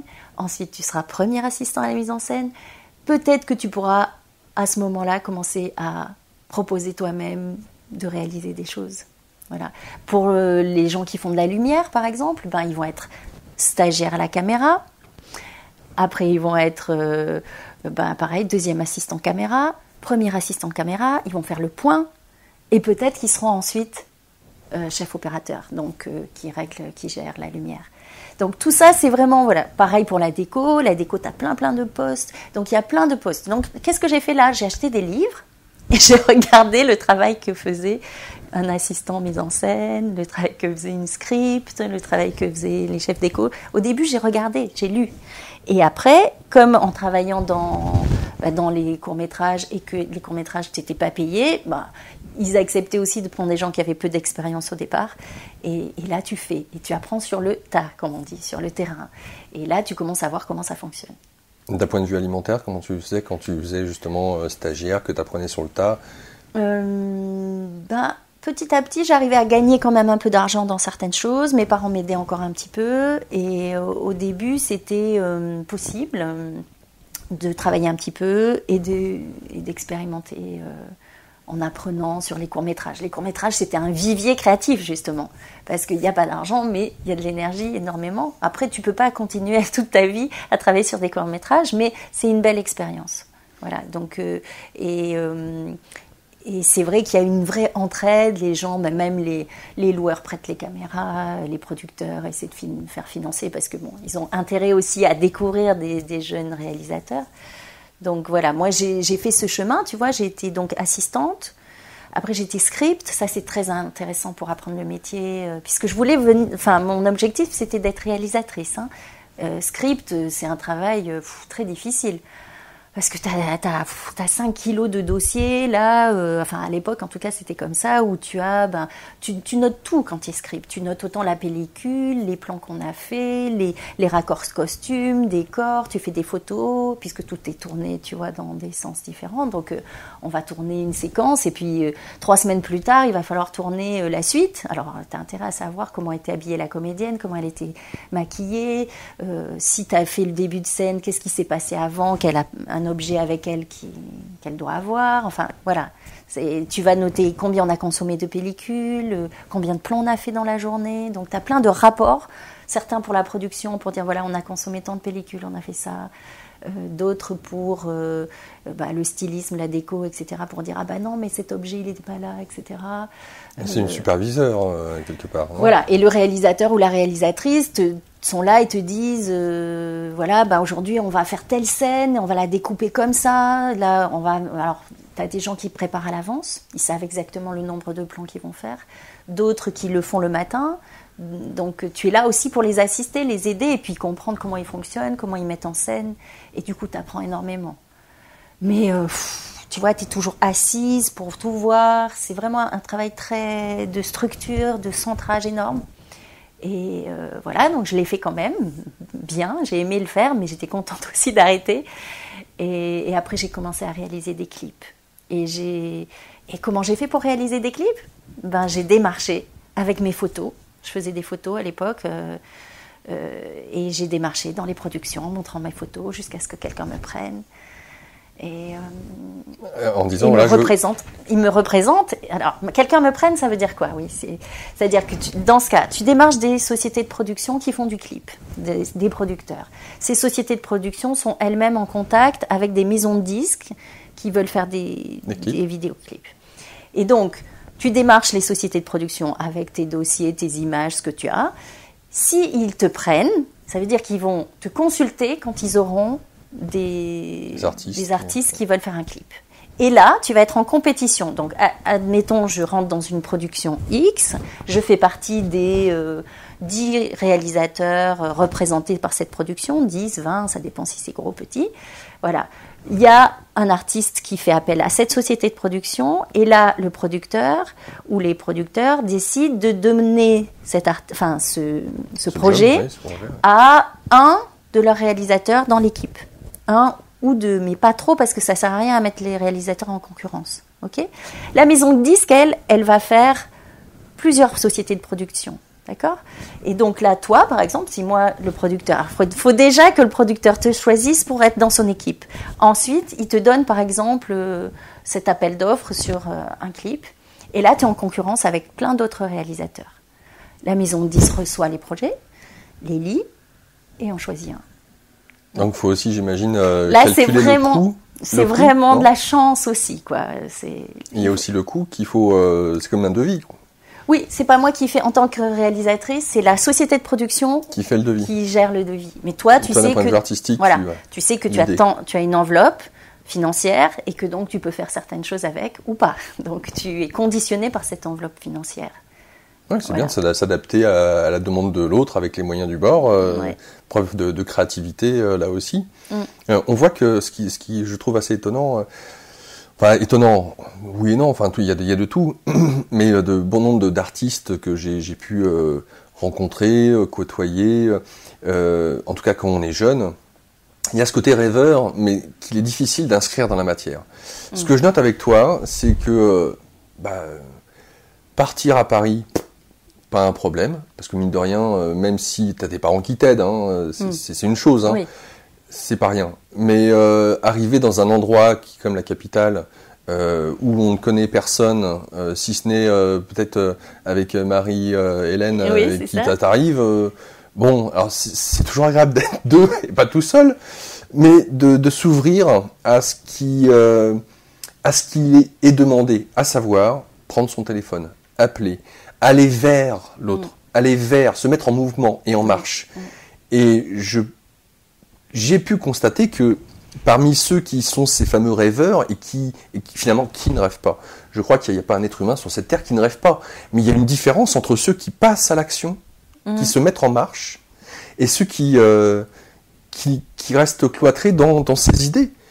Et de surcroît, c'est là où on voit l'apport des arts déco que je trouve assez fascinant sur le fait de nourrir ce rêve et de le justifier, de l'exprimer, de le mettre en mots, déjà d'une part, et de le mettre dans la matière. Même si c'est des petits projets, en tout cas dans un début, puisqu'on parle d'école, là, et qu'on apprend, et que c'est un apprentissage, mais de le faire, de le mettre et de voir le résultat, et puis d'arriver à en être fier, et d'être encouragé, une fois qu'on est lâché, que la cage est ouverte, de dire « Ah, on va aller à Paris, tiens, je prends mon téléphone, tiens, c'est quoi les annuaires, les maisons de production ?» Moi, je dis déjà, waouh, je sais pas si pour toi ça a toujours été naturel, entre guillemets, ou si tu as pu voir parmi tes amis certains qui se sentaient limités ou qui se limitaient dans cet élan. Ah oui, non, c'est pas si facile. C'est pas si facile. Mais tu vois, on a parlé de la pension. Je pense que la pension, pour le coup, et c'est étonnant comme quoi parfois ce qu'on considère comme des épreuves peuvent se transformer en quelque chose de positif ou de moteur en tout cas. La pension, c'était difficile pour moi parce que justement, horaire fixe, structure trop forte pour moi. Mais quand tu sors de là, tu as envie de vivre, quoi. Tu as envie d'y aller, tu n'as pas envie d'écouter forcément ce qu'on te dit qu'il faut faire, tu as envie de créer quelque chose toi. Et donc d'aller par exemple déjà dans un premier pas dans une école ouverte qui va être exactement le contraire, en tout cas celle où j'étais aux Arts Déco, que l'école où j'étais dans ma scolarité, tu vois. Et d'un coup, paf, tu explores un autre pan. Et oui, il y a des gens qui effectivement... Et c'est pas tellement le type de personnes qui ont fait ces arts déco, mais qui ont fait d'autres études, qui ont du mal à passer à l'action, à appeler les gens, à ouvrir les portes, comme tu dis. Oui, beaucoup de personnes en fait. Mais moi, je pense que la pension, tu vois, j'avais vraiment envie d'ouvrir l'espace après ça. Ouais, tu vois, côté cloisonnant, là, on va sortir. Voilà, j'avais vraiment envie, ça m'a vraiment motivée pour aller vers ce qui me semblait être intéressant à vivre, qui me semblait être passionnant, tu vois. Et en même temps, quelque chose qui... Alors bon, tu vas me dire... tu vas me dire, c'est plus ceux qui nous écoutent, ils vont dire, oui, mais enfin, bon, qu'on a 20 ans, on a peut-être plus de facilité. C'est ça, quand même. Oui, heureusement, hein. Mais à apprendre déjà. Ouais. C'est-à-dire qu'entre un diplôme, quel qu'il soit, je crois, s'en tenir à uniquement ce que le diplôme nous fait croire que l'on peut avoir accès. Et ne pas se dire, tiens, je ne connais pas, mais je vais apprendre. L'exemple que tu nous donnes, c'est quand même, tu te mets dans des ouvrages, je veux dire, en quoi ça consiste d'être assistant. Je connais pas grand monde qui envisagerait de se dire, tiens, je vais apprendre quelque chose, malgré le fait que je viens juste de sortir de l'école, je vais encore apprendre quelque chose et je le fais dans la joie. Tiens, c'est quoi ? Ça me demande quoi ? Et voilà, tout simplement d'avoir cette curiosité, cette ouverture. Je sais pas, ça c'est peut-être naturel. Mais... Comment tu crois que tu étais perçue à cet âge-là par tes amis, par ta famille qu'est-ce tu crois qu'ils disaient de toi ? Ma mère, elle m'a dit, après un moment, je lui dis oui, mais quand même, si j'ai pas fait de danse et si tu m'as pas encouragée dans ce secteur, et elle m'a dit de toute façon, tu n'as fait toujours que ce que tu as voulu faire. Donc là, c'est une des perceptions. Et pourtant, je m'étais sentie limitée quand elle m'a dit ça. Je me suis dit, ah oui, mais en fait, j'aurais pu être encore plus libre. Je me suis empêchée d'être libre un peu, me semblait-il, de mon point de vue, pour aller dans son sens, pour la sécuriser, pour je sais pas. Et elle m'a dit, mais de toute façon, moi, ma perception, c'est que tu as toujours fait que ce que tu voulais. Et bah, du coup, je me suis dit, bon, ok, la prochaine fois, je ferai encore plus ce que je voulais. Mais c'est pas dans un sens dire, je fais ce que je veux. C'est juste, comment je laisse sortir cette chose-là qui me touche, qui m'éveille, voilà. Et avant, j'étais pas encore dans la spiritualité comme je suis maintenant, hein, parce que depuis, j'ai compris aussi certaines choses. Je peux parler comme ça parce que j'ai le recul. Voilà, j'ai le recul. Mais à ce moment-là, je pense que j'avais la joie. Et d'ailleurs, justement, il y a une religieuse qui s'occupait de nous. Et je devais avoir 9-10 ans, tu vois, c'était au début où j'étais pensionnaire. Et elle m'a dit, Mademoiselle Paris, avec votre petit sourire en coin, ça m'est resté gravé. Enfin, l'air de dire, vous riez alors qu'il n'y a pas de raison, là. Est-ce qu'il y a besoin de rire ? Et moi, j'avais toujours ce sourire et c'était bienveillant. J'avais pas un sourire en coin, narquois, comme elle semblait le dire. Et donc, j'étais vraiment choquée de cette réflexion. Et après, je me souviens aux Arts Déco aussi, en première année, il y avait des professeurs de couleur et elle m'a dit, oui, mademoiselle, vous papillonnez. Et c'est ça, je pense que je pense que il y avait un truc de joie et de pétillement, tu vois. Le truc qui bouge aussi. Quand tu papillonnes, c'était pas forcément physique, là, je m'agitais pas dans la pièce, mais papillonner dans un sens, tu vois, une rêverie, quelque chose qui a un souffle. Et ça plaisait pas à certaines personnes, même aux Arts Déco, mais pas tout le monde, hein, mais cette dame-là aimait pas sans doute cette petite chose, et je me suis aperçue après que les gens, en fait, la joie spontanée sans raison, ça les met mal à l'aise, en fait, souvent. Et d'ailleurs, pendant que j'ai cette période-là où j'étais jeune, je suis allée plus vers des choses tristes, austères même, vers la mort, vers comprendre, pour être plus dans la norme. Et d'ailleurs, maintenant, je me dis que quand tu vois ce qui intéresse les gens, même ne serait-ce que par exemple les séries et tout ce qui marche, c'est beaucoup de choses qui sont mélodramatiques. Voilà, très sombres. Pas beaucoup de joie, beaucoup de souffrance, etc. Pourquoi pas ? Mais moi, ça m'intéresse, ça, artistiquement. Moi, alors là, ça n'engage que moi, et ça ne veut pas dire que tous les artistes devraient faire ça, loin de là. Hein. C'est ce qu'on a dit tout à l'heure. Mais moi, les choses très dures et très sombres m'intéressent que quand le cheminement du personnage, par exemple, va réussir à les transcender. Voilà. Et il va faire de quelque chose qui était une épreuve, une initiation. Et quand le personnage ou les personnages sont capables de faire ça, bah, ça amène tout le monde vers plus de lumière. Et moi, je crois que j'avais ce pétillement de joie, tu vois, et qui a été un peu contraint, surtout en pension. Et après, bon, j'ai ouvert. Et donc, moi-même, j'ai contraint cette petite, cet élan. Ouais, ouais.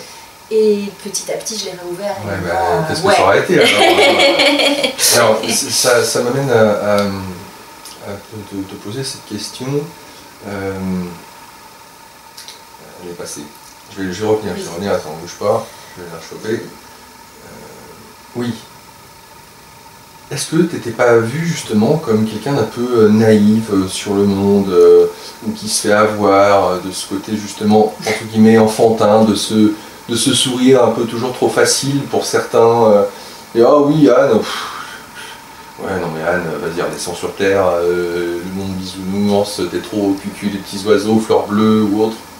Alors, aux Arts Déco, non, je crois pas trop, mais dans le monde normal, parce que finalement tu te rends compte que les créatures là qui expérimentaient avec moi, c'est pas qu'on est différents des autres, ça pourrait être pour tous, mais bon, il y a quand même, déjà il y a beaucoup de signes du poisson. C'est étonnant comme il y a beaucoup de gens qui sont nés en février-mars. Tu t'intéresses à l'astrologie? Non, enfin, pas spécialement, okay. Mais justement, on était assez sidérés de voir qu'on était tous, à peu près, nos anniversaires étaient tous, enfin pas tous, mais disons un bon pourcentage. Bon. Mais enfin, en tout cas, ces personnes-là, d'un coup tu crées, tu te comportes différemment par rapport à une société lambda. Donc eux, non, j'avais pas de problème. Maintenant, sur l'extérieur, oui, il pouvait arriver que des gens soient, oui, me trouvent un peu trop gentille. Voilà, ça c'est pas un compliment quand on dit ah bah elle est gentille, c'est pas la plus fut intelligente ou quoi, ou c'est pas la plus belle non plus, mais elle est gentille, tu vois. Et j'aime bien, je revendique cette gentillesse. Je pense que oui, c'est quelque chose qui m'a apporté tout le temps, d'être gentille, d'être empathique si je peux, d'être bienveillante si je peux. Enfin, bienveillante en tout cas, plus que empathique peut-être. On m'a expliqué la dernière fois que c'était pas pareil. L'empathie, c'est se mettre à la place de l'autre, m'a-t-on expliqué, c'était très intéressant. Et de pouvoir justement comprendre l'autre en se mettant à sa place. Et là, je me suis dit, oui, peut-être je suis pas très empathique parce que, en fait, moi j'ai envie d'être bienveillant pour l'autre, mais pour l'accompagner vers le mieux. Et parfois, se mettre à sa place, c'est aussi dire « Ah bah ouais, il n'y a pas de solution ». Donc l'empathie, peut-être, c'est pas ça. Mais la bienveillance, la gentillesse, oui, j'ai toujours eu ça, petite. Et pas que envers les êtres humains, aussi envers les animaux, les petites bêtes. Je supportais pas qu'on tue pour rien. Les tétards, comme beaucoup d'enfants, les animaux. Donc j'avais une attitude naturellement très bienveillante pour la nature, pour les plantes aussi, pour tout ce qui était vivant en fait. C'est mon côté, après j'ai dit c'est mon côté amérindien. Et d'ailleurs j'adorais, j'avais un déguisement de squaw avec des franges et j'adorais ça. Et j'ai bien compris après que oui, j'avais un côté amérindien très clair. Bon.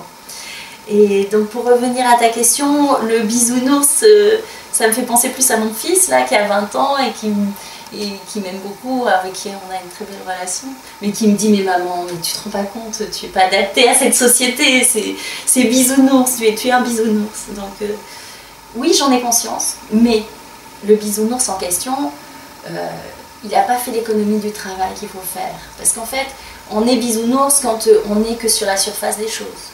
Mais si tu allais travailler en profondeur, et c'est ce qu'on a fait, moi et d'autres, parce que justement, comme par hasard, ces artistes-là, très souvent travaillent sur eux, c'est-à-dire ils vont faire des expériences, ils vont aller voir des thérapeutes, des guérisseurs, faire des expériences chamaniques, aller voir à l'autre bout du monde comment font les gens, comment c'est les initiations, ils vont se confronter à leurs peurs, c'est ce que j'ai fait. Et les gens que je connais beaucoup dans les artistes le font aussi, pas tous.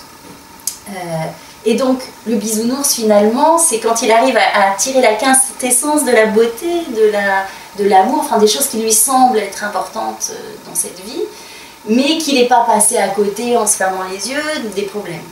Donc de tout ce qui descend dans la lignée familiale, comme chez moi, donc les crises d'épilepsie, le non-amour, voilà, qu'il n'est pas passé à côté des peurs familiales, des peurs personnelles. Voilà. Et là, c'est un bisounours, ok, mais il a duré longtemps le bisounours. Et quand même mon fils, s'il a un problème, Oui. Petit micro revient. Voilà. Même voilà, les bisounours auxquels on peut faire appel quand justement on a des soucis ou qu'on a besoin de répondre à certaines questions ou qu'on a besoin de comprendre des choses de soi-même. Et ben ouais, là je suis présente, bisounours, mais pour aider aussi quand il y a des moments difficiles. Et en tant qu'enseignante de yoga, c'est ce que je fais aussi, c'est ma place. Parce que les gens puissent transformer leur densité, leurs difficultés, et que je les accompagne pour vraiment aller trouver ce qui fait mal ou ce qui est sombre et mettre autre chose à la place. Mais pas parce qu'on l'évite, parce qu'on le prend, on le regarde, et que du coup on peut amener ailleurs, transformer. Qu'est-ce qu'il en a été à cette époque-là de ton rapport à l'argent? Parce que là aussi, si je pose la question, c'est, puisqu'on parle des artistes avec le côté révolutionnaire qu'il peut y avoir derrière, fustiger la société, l'éducation nationale, l'être humain, donc l'argent ça salit, ça corrompt, le pouvoir, etc. D'où cette fameuse question, et peut-être cette dichotomie qui aurait à dire, ouais, je veux faire mon art, je veux pouvoir en vivre, mais inconsciemment, selon les schémas, des fois on se limite, on se met les bâtons dans les roues, de façon à pas trop gagner, de peur, pourrait-on penser, d'être corrompu ou de paraître être un mauvais artiste. Ouais, tu comprends, Depardieu, oui, c'est un grand artiste, enfin non, vu combien il gagne, bon, c'est un exemple un peu bête, ce que je donne, mais voilà, c'est ce rapport à l'argent et comment tu te positionnais à l'époque vis-à-vis de l'artiste et de ce rapport à l'argent. Alors oui, très intéressante question. Effectivement, le rapport à l'argent, et ben oui, j'étais comme tu dis, c'est-à-dire que quand on est arrivé, donc on a partagé des appartements à Paris, donc j'ai habité à Saint-Lazare, à 4 on était, que des gens qui arrivaient d'ailleurs, dont le père de mon fils déjà à l'époque, enfin j'avais pas encore d'enfant, mais qui saurait plus tard, bien plus tard. Et après, on a habité à Barbès. Et donc à Barbès, j'étais bien, je me sentais bien dans la rue parce que justement, j'étais fauchée ou j'avais vraiment, enfin pas fauchée, assez pour vivre, voilà, assez pour vivre, pour payer un loyer, mais pas, et ça m'allait très bien parce que j'avais de la culpabilité en fait. Déjà à l'époque, à l'idée que je pourrais moi gagner de l'argent, alors qu'il y avait tous ces gens qui étaient dans la difficulté, dans la souffrance, dans le manque, voilà. Et là, c'est des années de soins pour arriver à sortir de cette pensée. C'est vrai? Oui, de soins intérieurs, de prise de conscience. Oui, parce que même encore il y a quelques années, là peut-être 5 ans, on a fait avec mon acolyte Marie-Hélène un atelier de yoga sur l'abondance et l'argent. Et on a bien mis le mot argent. Et on a fait cet atelier et donc j'ai participé, qu'on animait toutes les deux et je me suis rendu compte à ce moment-là que mon rapport à l'argent était encore effectivement argent égale sale quoi, entre guillemets, parce que inégalité, compromis, décalage, enfin voilà. Et là, pour la première fois vraiment, alors que ça fait des années, je me souviens qu'une fois j'avais souhaité la bonne année et j'avais écrit que l'énergie circule et l'argent aussi. Donc tu vois, ça date, ça peut-être de 20 ans plus. Donc tu vois, mais là de se dire qu'il fallait guérir ce rapport à l'argent parce que, ok, c'était bien d'être comme ceux qui n'en avaient pas, mais finalement... je pourrais plus aider, financer des projets intéressants si j'en avais plus. Et qu'il fallait aussi, petit à petit, après j'ai eu des enfants, nourrir la famille, rester dans cette créativité. Et voilà. Alors nourrir ma famille, ça m'arrive de pouvoir le faire. Maintenant j'arrive à payer le loyer de mon fils. Mais parfois ça a été, là en l'occurrence le père de ma fille... moi, si j'avais été seule, j'aurais dû vraiment trouver d'autres solutions financières là, parce que avec ce que j'ai fait d'artistique et le yoga maintenant, et bon, les films, etc., mais c'était toujours quand même en vague. Donc il y a des difficultés quand même à trouver un financement, parce que j'ai pas encore, mais j'y travaille, j'ai pas encore l'abondance financière que maintenant je m'autorise. Mais parce que je pense qu'il y a eu beaucoup de choses qui avait à décrypter, qui descendait de la vision familiale, voilà, il faut travailler, il faut trimer pour avoir de l'argent, on ne peut pas avoir ça si on n'a fait pas ça, enfin tu vois, tous les poncifs, on connaît. Et donc voilà, il y a des moments dans ma vie où j'arrive à gagner ma vie très correctement, et d'autres ou pas. Et du coup, ça fluctue et c'est pas... Voilà. Mais maintenant, ce qui a changé, c'est que j'ai décidé que c'était ok, que je pouvais gagner de l'argent sans me sentir coupable. Ça paraît peut-être... Non, voilà. Mais c'est pas moi qui vais te dire le contraire là-dessus. Je pense que dans le milieu intellectuel et artistique notamment, où c'est pour ça que pour moi les artistes sont un peu beaucoup, tout dépend qui on qualifie d'artiste, mais dans le côté révolutionnaire, parce que pour moi ce sont des témoins de l'instant présent. Pour être artiste, on est obligé de suivre ce fameux flow, en tout cas pour se coller cette image ou pour la recevoir, j'en sais rien. On peut très bien être un artiste, artisan, boulanger, ou que sais-je, c'est pas le propos, c'est de faire ce que l'on aime et de réaliser ses rêves. Pour moi, voilà, c'est ça un artiste. Et dans ce sens-là, de suivre ce flow peut être une aide, et comme tu viens de le mentionner, le rapport à l'argent peut par la suite, dans ce côté révolutionnaire, et au regard de toutes ces informations, de ce bagage remontant à des milliers d'années, ce rapport à l'argent et de tout ce que ça a impliqué sur la notion du pouvoir. Donc on va avoir l'occasion de parler du pouvoir dans la deuxième partie, et de toutes ces expériences que tu as eu l'occasion de faire, de ce travail sur toi, on va rentrer beaucoup plus en profondeur. J'aimerais qu'on finisse cette première partie avec la rencontre avec ton premier compagnon. Oui. Qu'est-ce qui s'est passé? Voilà, parce qu'il y a quand même eu un enfant, un fils qui a été fait, tu l'as mentionné tout à l'heure, et tu mentionnais au tout début de l'émission que voilà, tu attendais de trouver le bon, ou d'être, même si tu t'es jamais marié, d'avoir à tomber in love, je sais pas, qu'il y ait quelque chose qui se passe. Oui. Oui, le père de mon fils Thierry, je l'ai rencontré, on avait 23 ans tous les deux. On est venus à Paris ensemble. Il était de Nice aussi? Non, il était d'Aix-en-Provence. D'accord. J'étais chez les sœurs, à la nativité. Mais donc lui, je l'ai rencontré à Aix-en-Provence.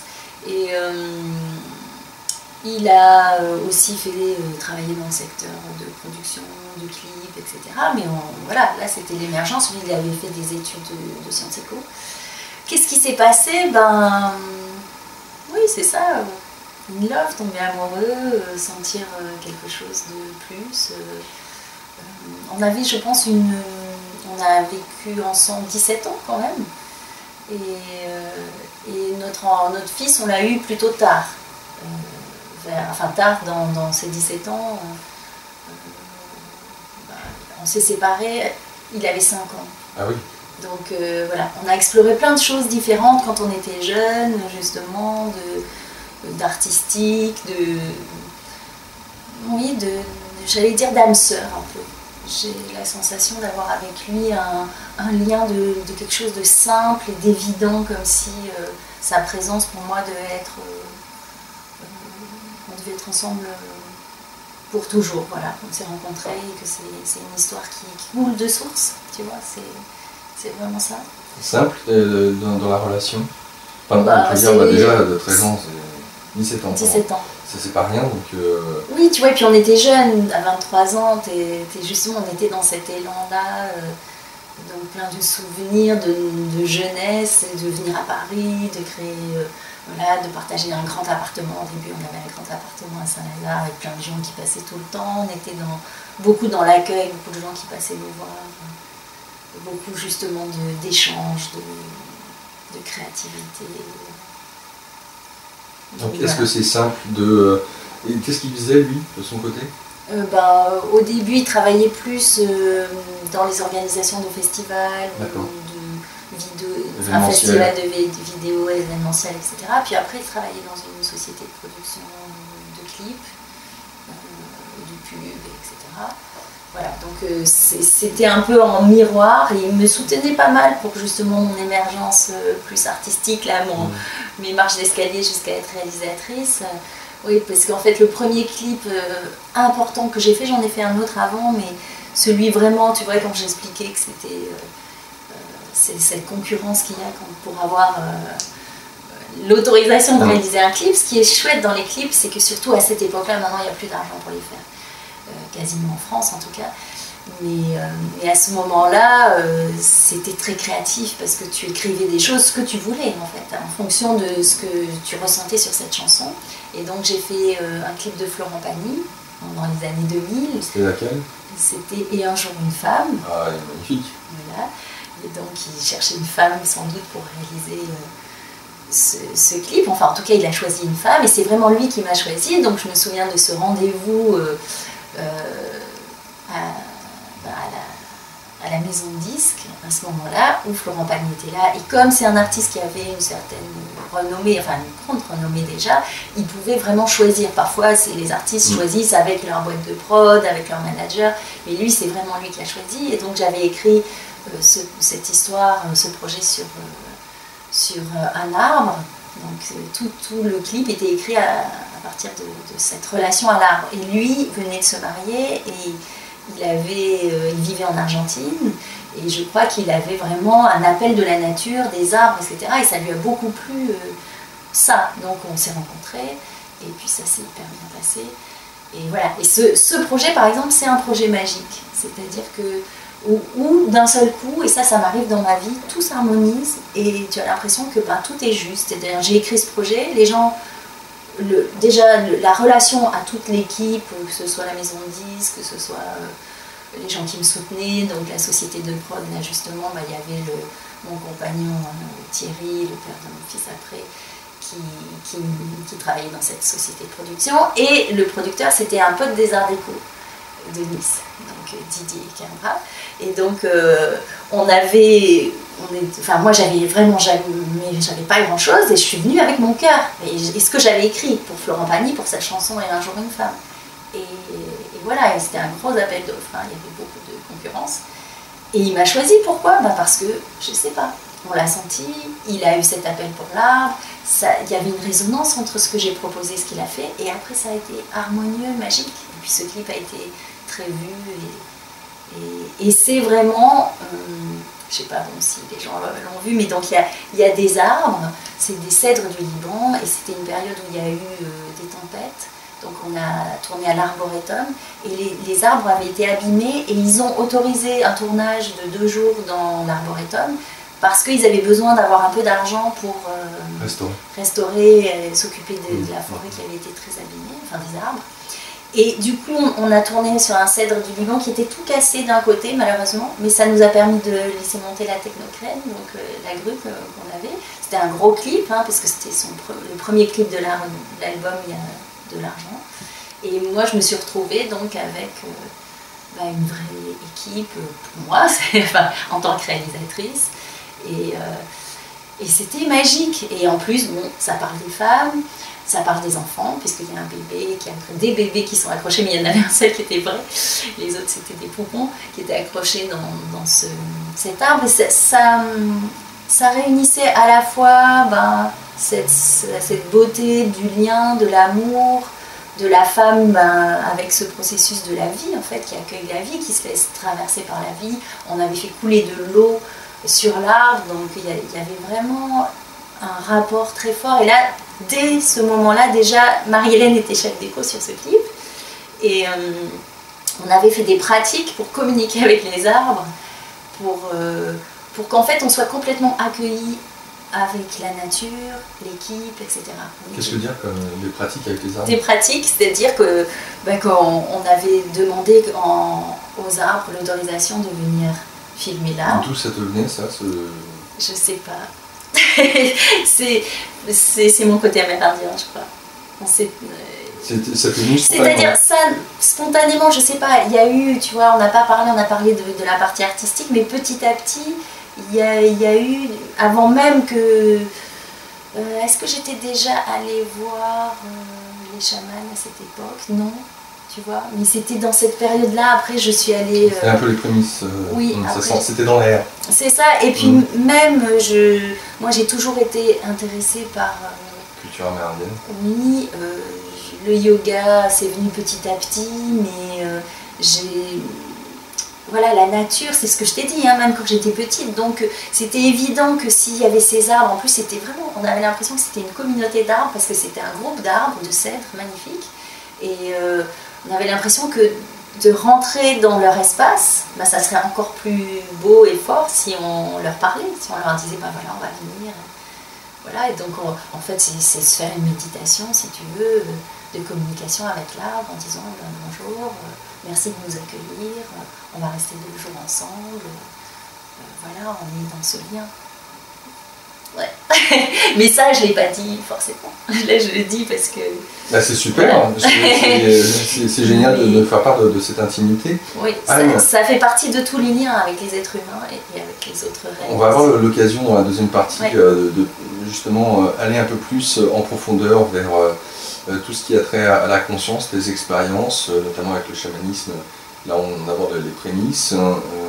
On va avoir l'occasion de voir comment s'est dessinée la compagne ou la mère dans ces nouveaux rôles qui ont été importants, parce que 17 ans, c'est pas rien quand même. Et voilà, donc c'est pourquoi, chers internautes, je vous invite à nous retrouver dans la deuxième partie. Yes.